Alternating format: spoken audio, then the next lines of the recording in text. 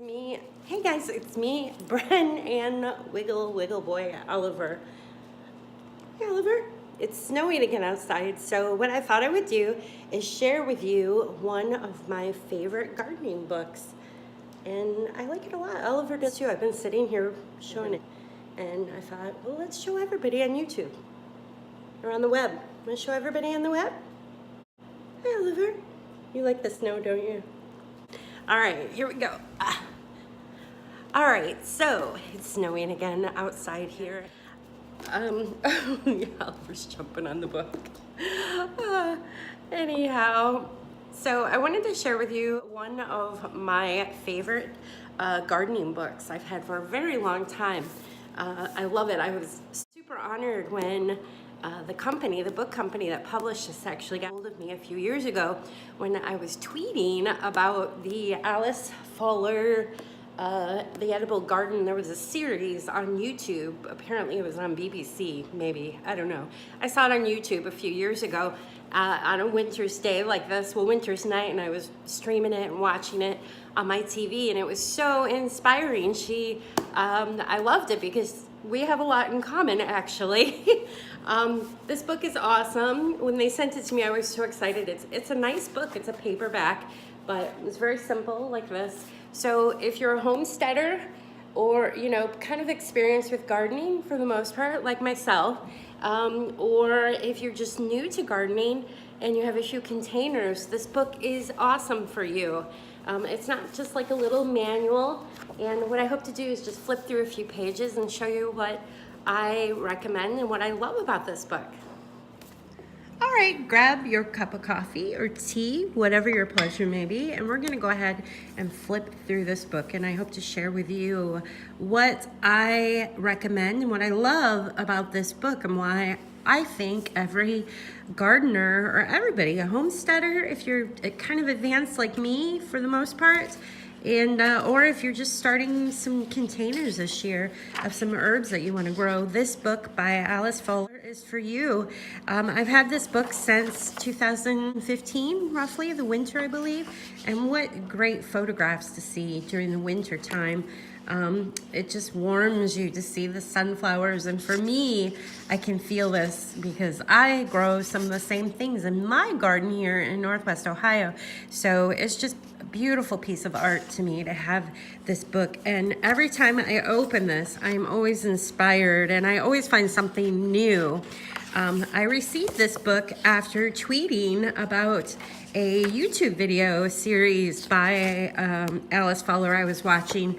I think it was on the BBC channel on YouTube, and I just fell in love with how adorable she is and how real the photography and the video was. Just amazing. It was winter time when I watched it, so I really felt like I was in my own garden, and it inspired me to start doing more videos from my garden as well. So there she is there, Alys Fowler.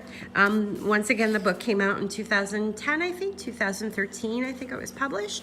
I've had it since roughly 2015-16, and I recommend this book because it's inspiring. The photography's amazing, and like I said, every time I read it, I learn something new. And I've been gardening online and in my garden for, gosh, I've been in the garden my whole life, and I'm almost 50. So let's see.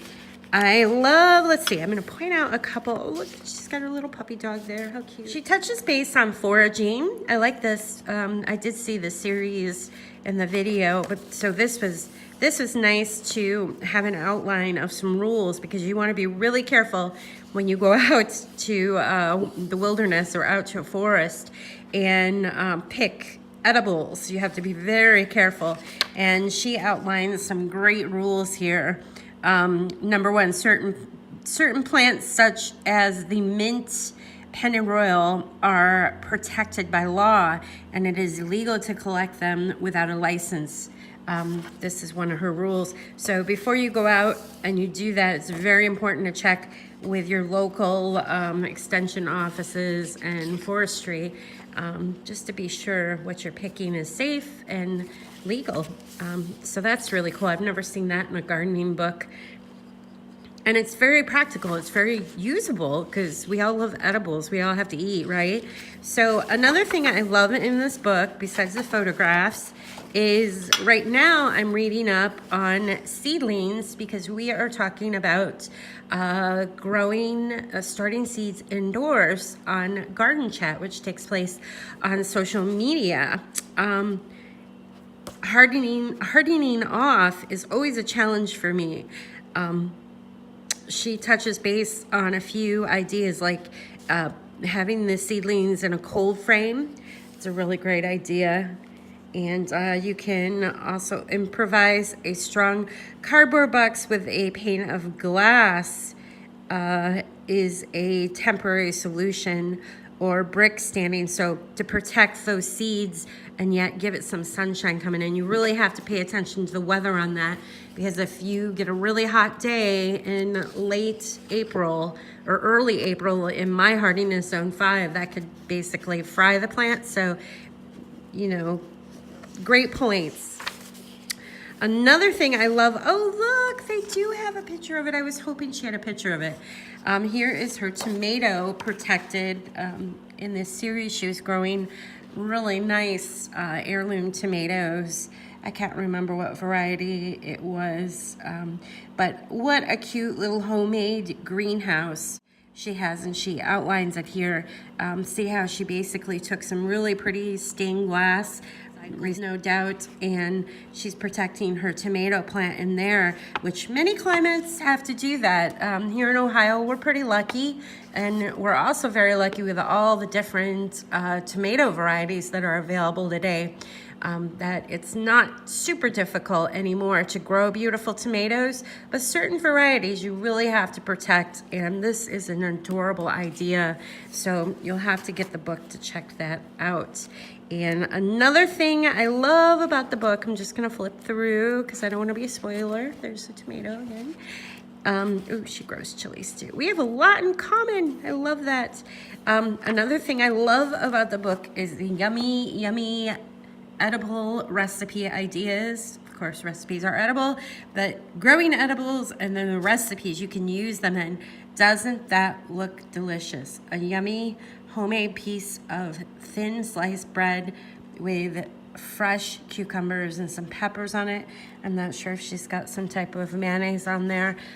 We'll have to read it and find out, but that just looks amazing. And seeing that cucumber sandwich inspires me to get my seeds going soon with my cucumbers. It's a little early for me to start cucumber seeds because they grow fairly quick, but what a great recipe idea. There's other ones in here too. Let me flip back. She has chickens in her little garden too. Oh look, gives you an idea of different herb bouquets. I love that. Sage, thyme, rosemary, bay. Bay leaves. I've not tried that yet. Oregano and chives. I love the pictures of her canning. Gives you some tips. She does it just a little bit different than me, a little more old school, but yum. Look at that. And more recipes. There was another recipe in here I want to try. Reaping your harvest. Here we go. Harvesting. Gives you some tips on harvesting and then what to do with these produce that she showed you how to grow in here. Chutney. I've always wanted to make chutney. Here's something I want to do this year. This actually reminded me of it. We get so busy and we forget different things that you can do, you know, when it's the season. We get so many apples here. I've always wanted to try drying them. And this is kind of neat. She hangs hers. You could also use a dehydrator, but this looks like a neat process. I get enough apples that I might have to try this method here. And she goes through how she does this technique. Now, there was a recipe in here, home cooking. It's all over. Oh, here it is. This charred garlic and hot pepper with instant noodles. I might have to try this today because I think I have all these ingredients. I've got some chard in my dome right now in the winter, and garlic, chili peppers, instant noodles I'm thinking might be like Roman noodles. And a lemon wedge. Oh, I can't wait till my lemons are blooming in the dome. Not quite yet, but what a great recipe. I have to give that a try. And there's plenty more like that in here. Quite a few yummy recipes. Of course, tea. What book from the UK would be published without some tea recipes in it, right? Love it. Some great things there. So there it is. It's a great book. I highly recommend this. I hope you'll check it out. I'm going to give you my Amazon affiliate link. I would love it if you purchased it with that. I do make a small little percent from that. Not very much, but every little bit is appreciated. So I hope you check this out. Thanks for checking out my review today on this book. I hope you'll consider purchasing it to add it to your collection. And I want to invite you over to my website at brenhaas.com. Be sure to check that out, where you'll find more creative recipes, gardening, reviews, and my gardening as well.